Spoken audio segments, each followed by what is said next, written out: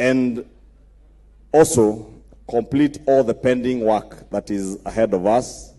And I think, as you've heard from the Leader of Minority and the clerk, there is quite a bit of pending work. And also decisively deliver on our legislative agenda that will be before us as a House. And this retreat indeed offers all of us together that opportunity for the National Assembly to provide leadership in refining our legislative agenda and our program as we strengthen oversight over the executive and other arms of government, and also to ensure that our work does translate into tangible results for the people that we represent, the people who honorably elected us to come and represent them in the National Assembly. Honorable members, therefore, as we take stock of the journey that we have come over the last 3 or so years in the 13th Parliament, we must recognize that the 5th session represents a very decisive phase for us.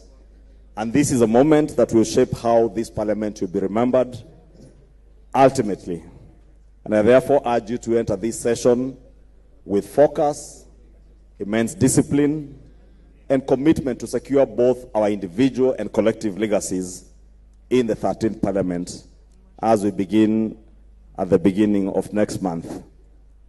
Honorable members, as we reflect on the 4th session, I commend you for the diligence that you all put in and fulfilled the National Assembly's mandates of legislation, representation, and oversight, as well as appropriation.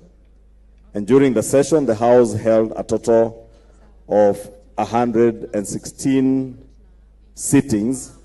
And you see from the presentation here the number of bills that we were able to consider, about 49 bills, out of which 23 were concluded.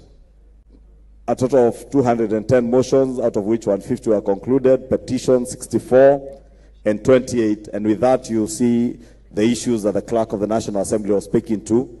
Probably at the end of this session, we should be asking ourselves whether indeed the Petitions Committee is doing us well and in terms of processing of petitions that come to us, and or whether we will need to review our standing orders as we come to the end of this 13th Parliament.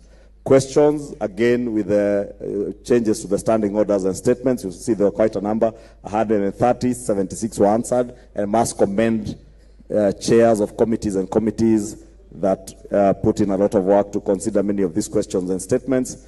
But you can see we are still lagging behind on statements. A total of 591 statements, and only 191 were concluded. It tells you that we have over 400 statements. Statements requested by yourselves, many of them on behalf of your members, and 400 of them are still pending before committees. Honorable Speaker, you will remember that we have engaged on this in the House Business Committee, that these 400 statements that are still pending, many of them, chairs and vice chairs of committees tell us the answer will be coming in how long? 2 weeks. So 2 weeks has become a customary response for any chair of a committee.